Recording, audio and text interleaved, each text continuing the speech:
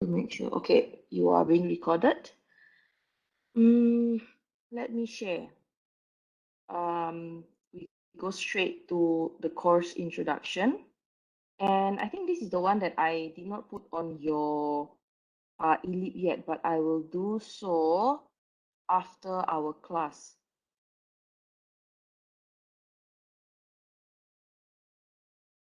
Is everyone back in campus? I want to hear from all of you. I feel like I'm talking to myself. Is everyone back? So Yeah, because you guys second year are supposed to be back, right? yes, yes. Yes. Oh, ada yang tak ada pula. Now,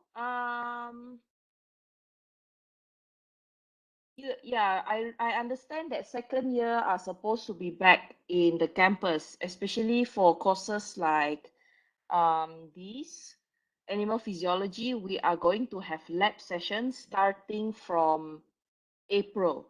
Okay, we were supposed to begin our lab session next week, but because of some sudden regulation changes, we can only see you face to face starting April. So even though all of you are back in campus, okay, we cannot see you now, so to speak. Um, so yeah, just to some information. All right, this is a introduction. This is not part of your lecture note. Okay, I just want to give we give this introduction at the beginning of every class. Now there are 5 instructors or 5 lecturers for animal physiology. Remember your group. And please make sure you are in the right grouping. Okay, you should be able to check your grouping from the what do you call that, from the student punya app. I can't remember what's the name. All right, so the first the lecturer for the group 1 and group 2, which is also the course coordinator, is Dr. Madinah Adrus. Okay, she's a zoology department lecturer and she is our course coordinator. I am in group 3. Okay, I understand you guys are biotech students, right? Am I right? Is it biotech or chemistry? Biotech. Yes. You're biotech. Okay, thank you. Now I am teaching biotech, and I believe the rest of the other lecturers are also teaching biotech. Even Dr. Dancy, okay, she's also teaching biotech. There are another 2 lecturers, Dr. Lee Kui Soon, as well as Dr. LV. Okay, these guys are teaching group 5 and also group 6. Now for the course synopsis, this course provides students with fundamental knowledge on how animals adapt physiologically to environmental changes and also address the physical and chemical principles that underlie physiological processes.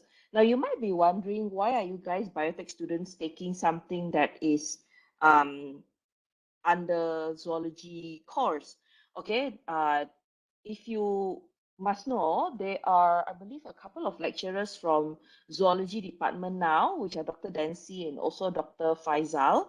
They were with biotech department. Okay, they were doing their biotech undergraduate, just like you guys are, and they sort of change or evolve their expertise when they were doing their masters as well as their PhD. So just because you are a biotech student does not necessarily mean you don't need to know about animals, physiological, about environmental changes when it comes to animals. Okay, those are things that it's vital for everyone to learn. Okay, now several biological systems will be considered, including digestion, excretion, osmoregulation, and so on. So by the end of this course, there are 3 CLOs, all right? You should be able to distinguish the general physiology of various animals. So we're not going to just talk about mammals. We are going to look into insects.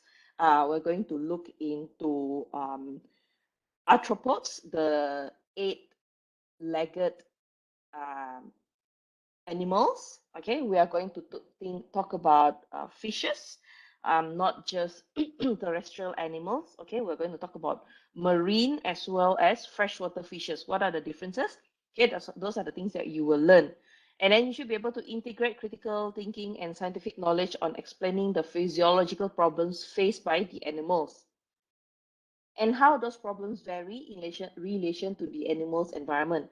And finally, measure the physiological processes in various animals and relate them to the anatomical structures. So this particular CLO3 is more geared to your laboratory assignments. Okay, so attendance, you need minimum 80% to sit for your final exam, and your final exam, I believe, will be face to face. Okay, mid-semester exam, which was agreed the other day, was online exam, if I'm not mistaken. All right, so you will need to attend both the practical session, which is the lab, and also submit your report. Do your class activities and assignments. I believe there's one assignment and four or five lab report that you need to do. But the lab report is pretty easy. Okay, you should be able to complete it on the day itself. I'll give you some briefing about the lab after this. You are supposed to register for under your group. So we are group 3. Okay, make sure you are in the right group. And then also register for MOOC Animal Physiology under openlearning.com. Now this MOOC, this is an open online and open course. Okay, these were developed by lecturers few years back. Okay, they have not just lecture recorded, but they have activities in there. They have MCQ, I believe they have structured questions as well, pertaining to each learning unit.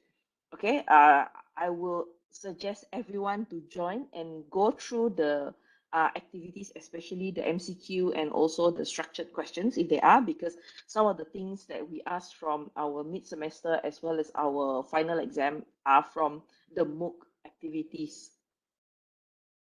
And that's free. Okay, you join MOOC using your Unimas ID. Okay, your Unimas ID. Don't use your Gmail or your Yahoo or whatever it is. Those you need to pay. If you use your Unimas ID, you should be able to access it for free. So there are, I believe, 11 learning unit. Okay, today is our introduction. We have to start today because we are going to be slightly shortened. I think there are several Mondays which will be a public holiday. Of course, our class is on Tuesday, but I need to cover everything following the week so that kita or your group are not left behind. Your midterm examination will be on Tuesday, 26th of April from 5 to 7 p.m. All right, and it will be on either, ELIP exam. This has been decided, and it will be only from Learning Unit 1 to Learning Unit 5. Your midterm break will be from the 2nd to the 8th of May. That will also be when Hari Raya Puasa, okay, if I'm not mistaken. And then we will go through until week 13. Okay, so week 14, there's a replacement laboratory session for group 4, 5, and 6. Not our group, but we just put it here. And then your final examination will begin in July. Okay, so assessment, there are 3. So your midterm examination will be 30%, your lab report and your assignment will be 30%, and your final examination will constitute 40% of your marks. So please make sure you score in your lab report as well as your midterm examination, because if you look at both of these, it's already 60%. Okay, you already pass if you can score more than half of what is allocated. All right, so please make sure the way to pass this particular, or to not just to pass but also to get good marks for animal physiology is to make sure you do very well in your lab report and your final examination. Now this is for the assignment grouping. Okay, this is assignment grouping for your lab work. You are required to set up your own assignment grouping. Okay, minimum 5, maximum 6 for each group. Now there are 33 of you in group 3. I checked before the class session today. There are 33 of you. That means 3 groups will have 5 people. 3 groups will have 6 people. Not more, not less. Okay, now your group member must made up of friends from this lecture group. So don't intermix with other group. Don't go and group with students from group 1 or group 2, which is from Dr. Madinah, or group 4, 5, and 6, which is whose lecturer are Dr. Dancy or Dr. LV or Dr. Lee Kuisun. Okay, don't do that. We have, because there are so many of you, biotech, I think there are more than 100 of you. Zoology, there are about 70, I believe. We have to split you guys punya lab session. So you don't have lab session every week. Okay, lab session not every week, and lab session will only begin in April. I think I have another one to share with you later to share when is our lab session. So lab session only begin in April and it will be conducted every 2 weeks. So minggu ni kamu ada lab, minggu depan tak ada lab. Lepas tu minggu ketiga ataupun minggu seterusnya you have lab. Okay, so don't get confused. You don't have lab every week. Okay, and even if you miss lab untuk minggu pertama, you cannot join minggu kedua because our group has been allocated for the lab session for the first major lab group. Okay, there are two major lab groups, one the first and the second one. Okay, is that clear for everyone?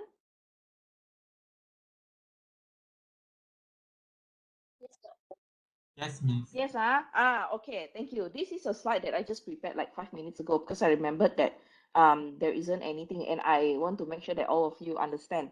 All right, 5 to 6 packs, only friends from your lecture group 3. Okay, kalau pensyarah kamu bukan Cindy, you cannot be in the group with that person. All right, let me see if I have the jadwal lab. Yes, this is the one. Okay, I hope you can see it. Let's see if I can blow this up a bit.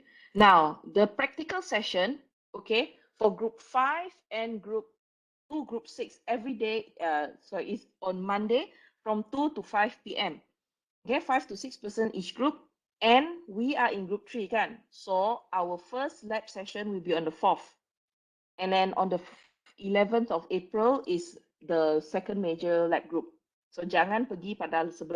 Your lab session will begin on the 4th of April. 4 lah, saya nak ingat. Okay, and then 18th of April, and then so on and so forth. Okay, so it goes except for this one, 9th of May and 23rd of May. There's a change. Let me confirm this with Dr. Madina, and then I'll get back to you. Okay, there might be an issue or a reason why she did this like this, but I'll get back to you again lah in any way. So I remember our lab session will not begin next week. It will only begin on the 4th of April. So that covers all our introduction. I believe you will have 6 lab demonstrators.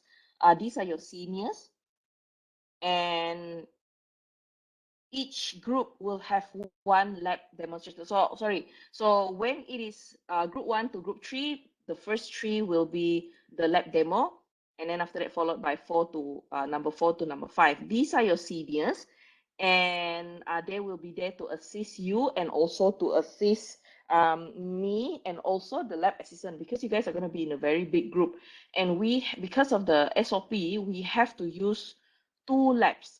Kalau tak silap, we have to split you guys into 2 laboratories. Kalau before COVID, kamu orang boleh 1 lab sahaja, so kami senang nak monitor. You can ask questions easily and all that. But now because of the SOP, we have to split you guys up into 2 laboratory. And I think, if I'm mistaken, the 2 laboratory is quite a distance away. It's not just next to each other.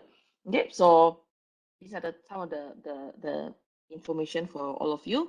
And then we will also have the laboratory staff who will assist us. Okay, so that covers our introduction. Now I have okay, this one. I've lecture note. All right. Do you guys want to continue? It's only about 17 minutes have passed. I guess okay to continue. It's just 25 slides. It's not going to take longer than 40 minutes.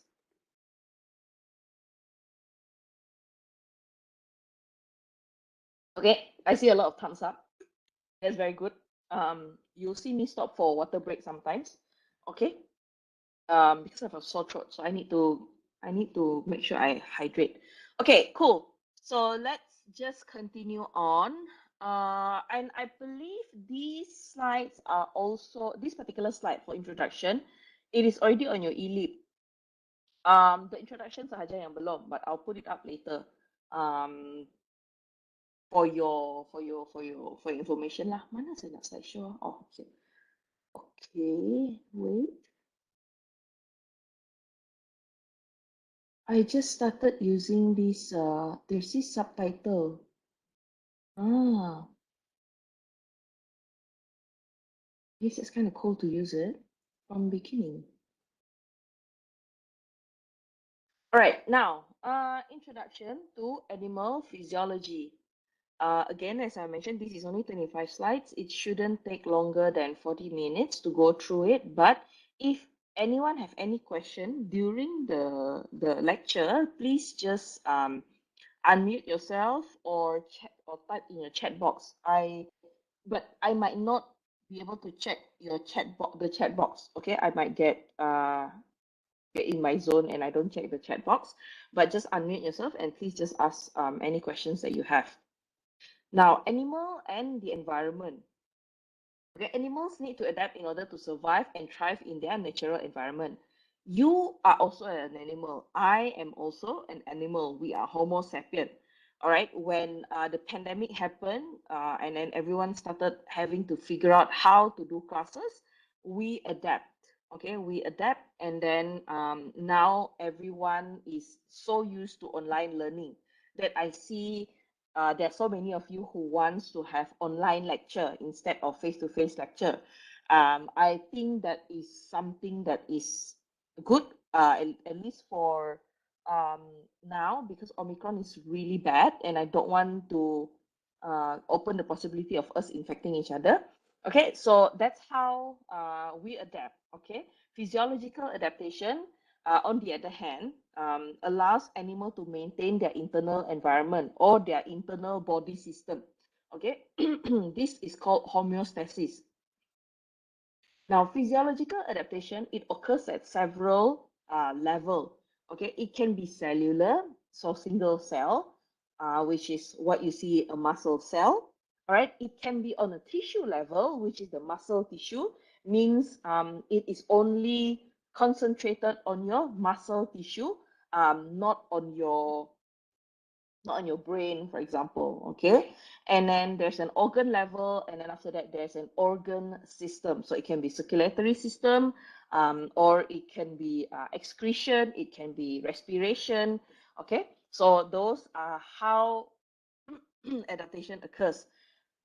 Now, on the organism level, many organ system will function together, either in how to say, either in support of each other or in contrast of each other. Right? So those are the things that we will learn throughout this particular course. So the definition of physiological adaptation is organismic or systemic responses of an individual to a specific external stimulus in order to maintain homeostasis.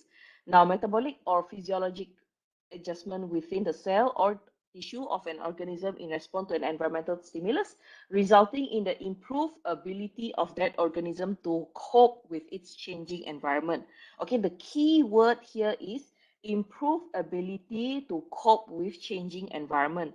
Panjang-panjang ni, apa yang ingat lah. What you need to remember is it is a response or it is an adjustment, so that that particular animal or that particular organism can cope with the changing environment. What happens if it goes from a really cold place to a really hot place, all right, for example, or if suddenly the person has a sugar crash, that person or that particular animal doesn't have enough sugar in its body. So what happened? what are the things that will happen on the cellular level, on the organ level, on the system level, to make sure that it is the organism can cope with this sugar crash or this change in temperature of a room. Okay. Now, what are some daily examples of physiological adaptation in human and other animals? All right, I've mentioned it to you earlier. So some of the examples are increased respiratory rate during intensive workout. So for a person who is resting, reading, for example, okay, or you're just lying down reading versus a person who is doing a marathon. Okay, of course, marathon, you don't run fast, but you run long versus a person who runs 100 meter, for example. Okay, the respiration rate will be different because the more you work, the more you work out, the more you want to take deep breath to be able to make sure that oxygen are circulated throughout your whole body. All right, so there's the dilation of eye pupil in response to decreasing light intensity, muscle shivering due to drop of ambient temperature, trembling or a heart pounding when you see a snarling dog, okay, or when you see snake, or some people are even afraid of chicha, okay, lizards. My fear is you can give me a dog. I've not really a problem because a dog I can always run.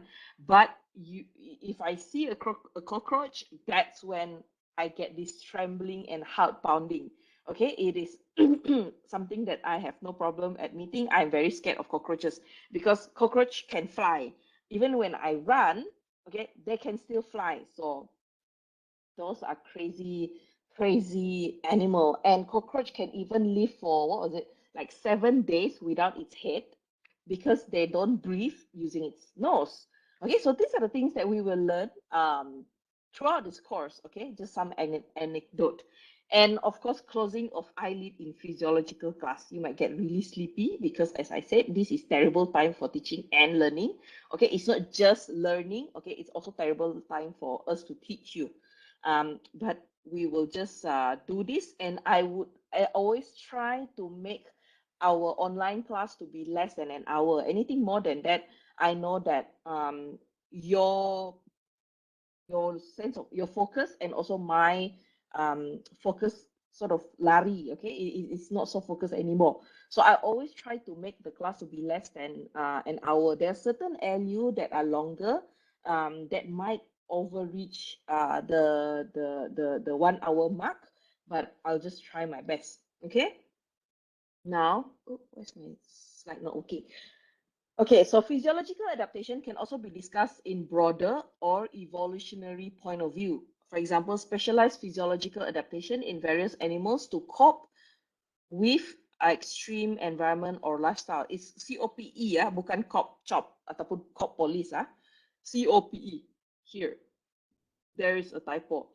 For example, hibernation of polar bear in extremely cold weather. Okay, polar bear goes into hibernation for weeks to months and end when it's really cold. Essex and parabronchi in bird respiration system because birds need to fly. Okay, they need to have a they have a very specialized respiratory system because they need to fly. So their organs are not heavy. Okay, that's why they have very special adaptation physiologically. All right, gills in fish respiration system. I mentioned just now, you will learn about marine fish, those that are in the coastal or in the ocean, versus freshwater fish.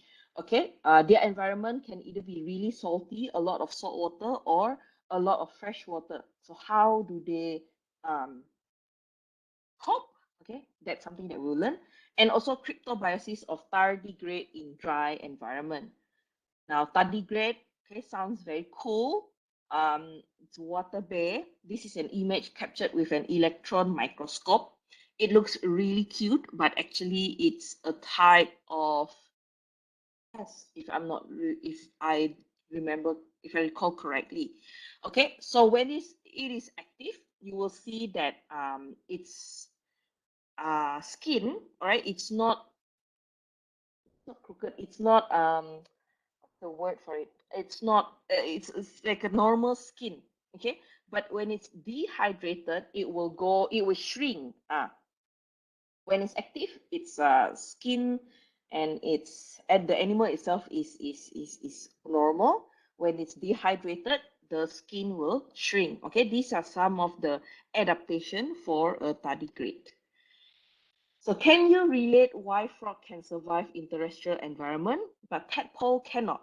If you remember, frogs come from tadpole. Okay, and tadpole live all its life in the marine or in the water in an aquatic environment. Not marine, okay, but in a wet environment.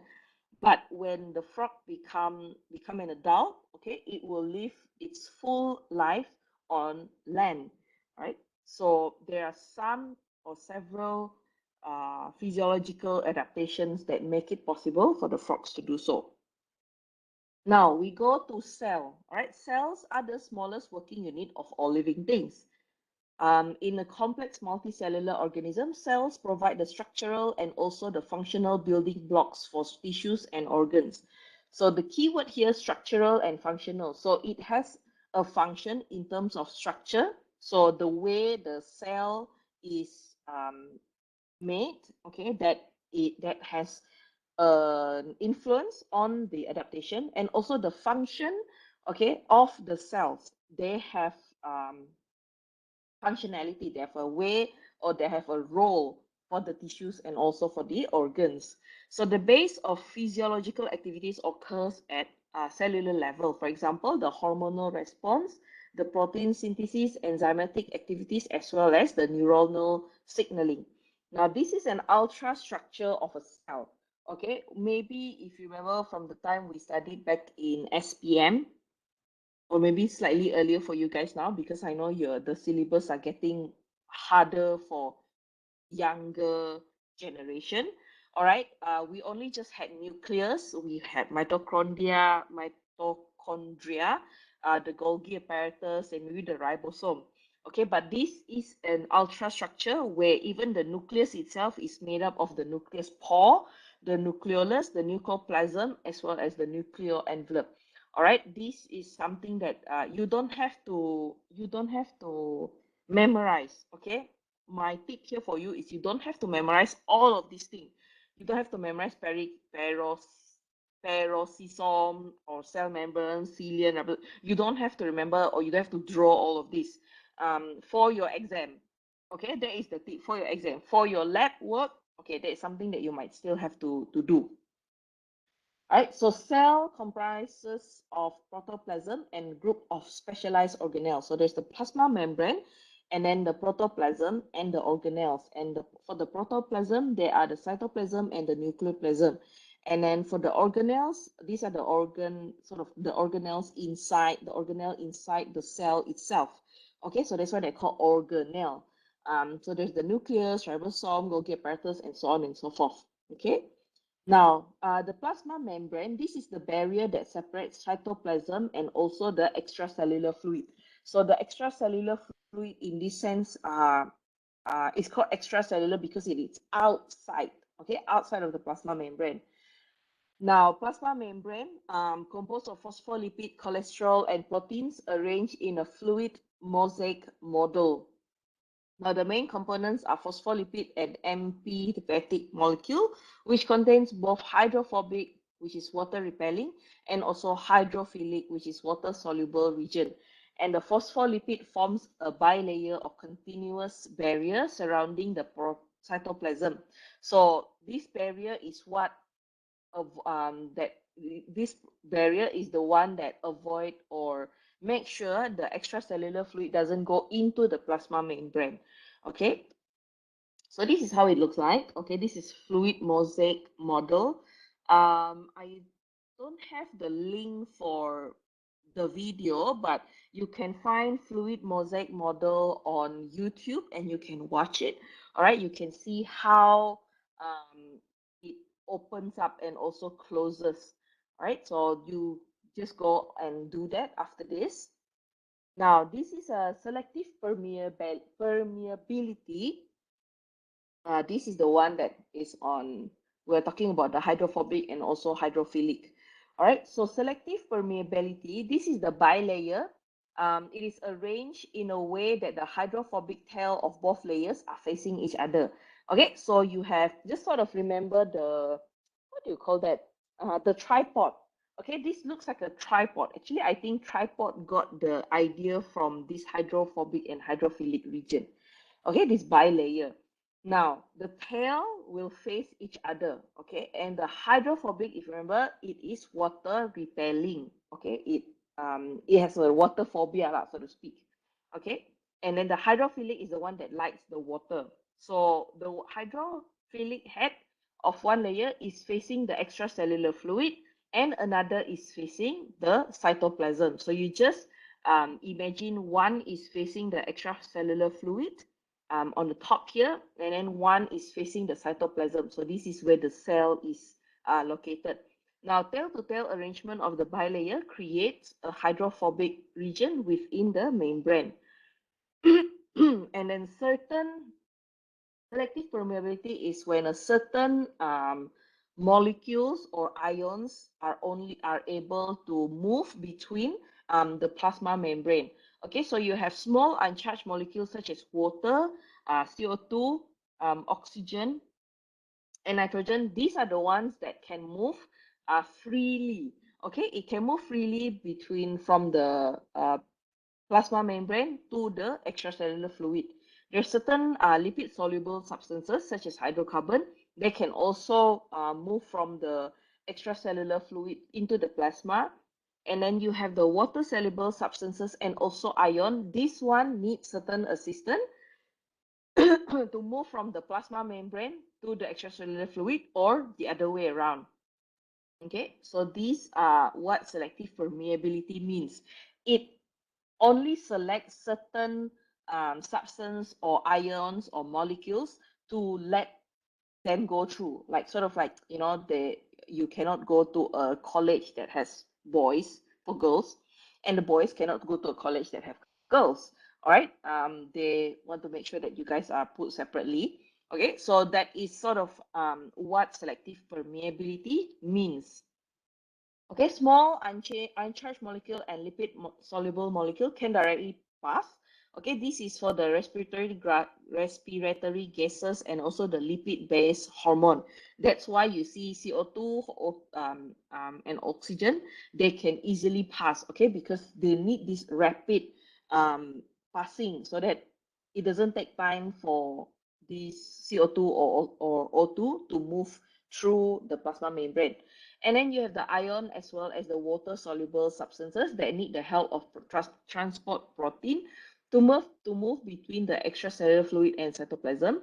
For example, the sodium and the I always forget this. Anyone can help me? Sodium and potassium. Yes, thank you. Sodium and potassium, and also protein-based hormone. And then after that, you have the larger macromolecule that needs endocytosis or exocytosis to move through. And these are the pathogens and also the enzymes. We're going to look at how these three different permeability works. Okay. Then in the transportation of material, all right, it can be categorized as passive, active, or bulk. Now, passive is there's no energy investment, okay, because it happens through simple diffusion through the plasma membrane, such as osmosis. Osmosis, if you remember, is from a place that have the higher concentration moving to a lower concentration area, okay? And then you have the facilitated diffusion through transport proteins such as channel or carrier protein. This is the osmosis that is facilitated by the aquaporin. Now, the active, as the name imply, it requires energy or the ATP. This is performed by the specific protein which is embedded in the membrane. And this is the way they maintain the concentration gradient for the sodium and potassium pump. And then after that, you have bulk, which is the endocytosis and also exocytosis. This is through vesicle formation and fusion. So you see how you go from passive active to bulk. You go from no energy needed to energy needed, and then the third one is when you need to form a vesicle and then you fused it, or the membrane, or the sorry, it's fused into the membrane. Only then the cell can receive whatever is being transported. Okay, so you have the transport protein. Now, transport protein allow passage of polar molecule and also hydrophilic substances across the membrane. Now, each protein is specific for the substance it moves, and transport protein can be classified into channel protein or carrier protein. So channel protein, this is a transmembrane protein with hydrophilic channel that allows certain molecule or ion to pass through. That's why nama dia channel protein. Okay, it allows molecule or ions to pass through. It's sort of like a water channel. All right, in Venice, for example, there are lots of channel, or even in what is it? Holland. Okay, where these places have a lot of rivers and channels. Okay, so that's why that is the function of channel protein. It allows certain molecule or ions to pass through. Carrier protein, okay, this is a transmembrane protein that bind to the molecule and undergo a subtle change in shape to translocate the molecules across. So carrier protein, it will carry, it will literally carry the molecule across the channel or across the membrane. All right, so that's the difference between the channel protein that is providing a channel for you to get for the ion or the molecule to pass through, or the carrier protein which that bring or translocate it. That's the two difference between the transport protein. Okay, so some carrier protein can actively translocate molecules against their concentration gradient, meaning carrier protein can take a molecule that is from a low concentration to an area that is to a high concentration. That's why it's against the concentration gradient. Dia bertindak, what's the word, against, it's not follow yeah, not following the osmosis. Okay, osmosis is from high concentration to low concentration. This one, carrier protein, carry from low concentration to high concentration. It has that ability. Okay, so this is saya cakap panjang-panjang, this is a better diagram or a better way to see it. Okay, so you have the channel protein and then you have the carrier protein. So that's why it says carrier protein undergo a subtle change in shape. Okay, it needs to, for example, this particular membrane or molecule, all right, it needs to bind with the carrier protein, then it can go to the other side. All right, so this is a diagram that explains what I just mentioned. This is a transportation of material. So you have the diffusion, which is like osmosis, and then you have facilitated diffusion, where it can either be from a carrier protein or from a carrier protein or a channel protein. And then after that, you have the active transport, which needs an energy jolt. Okay, this ATP is the energy that's needed to carry from one particular place to the other. So now is bulk transportation. Okay, we talked about this passive and also active transportation already. Now is the bulk transportation in endocytosis and also exocytosis. So in endocytosis, the cell takes in macromolecules by forming vesicle from the plasma membrane. Now, endocytosis is a reversal of exocytosis, which involves different protein. So there are three types of endocytosis. One is phagocytosis, secondly is pinocytosis, and thirdly is the receptor-mediated endocytosis. Okay. Now, the first type of endocytosis, these pictures on your left, okay, you see phagocytosis, pinocytosis, and then the receptor mediator. What we're looking at right now is the first one, the one that's on the top, okay, that's it's mentioned phagocytosis. Now, this is phagocytosis. It's like in English, it's like cellular eating. Okay, because phagocytosis, it comes from the Greek word from which is phagein, which is to eat, and ketos, which is a vessel or cell. So you see, when there are food or other particle that is on the is on outside of the plasma membrane on the extracellular fluid, it needs to move into the cytoplasm. So what happened is this there will be a pseudopodium, or this particular food will be engulfed. Okay, it will be engulfed. The pseudopodia will be wrapped around it, and it will form this food vacuole, sort of like a food vessel lah, macam tu. Okay, and then that is how the food will move from the extracellular fluid into the cytoplasm. So there is a change or a influence on the cytoplasm, okay, because the pseudopodium has to wrap the food vacuole. So the lysosome will fuse with the vacuole then to digest the food. And some of the examples for this endocytosis is white blood cell, or the amoeba, and also the ciliates. Okay, these are the three examples where you can see phagocytosis happening. Then you have the second one of the endocytosis, which is pinocytosis. Pino is cellular drinking. If you watch series on Netflix, or if you are someone who knows of your alcohol, okay, Pinot is another name for another type of wine. All right, so that's where it came from, cellular drinking. So Pinot is drinking. Okay, cellular is, of course, the cytosis. Now the cell gulps droplets of extracellular fluid into tiny vesicle, and then it's the same thing. Okay, but in this pinocytosis, you don't have pseudopodium that engulf the food. This is just the cell itself, okay, the plasma membrane itself. It would engulf in this case the extracellular fluid into tiny vesicle. Now all the solutes will be dissolved in the droplets, are then taken into the cell, and it is not specific in substances that it transports. Okay, it doesn't necessarily have to be a certain type of molecules or a certain types of um, ions, for example. Okay. Now, some of the example of pinocytosis is cells in the kidney uses pinocytosis to separate nutrient and fluid from urine. And the human egg cell use pinocytosis to absorb nutrient prior to it being fertilized.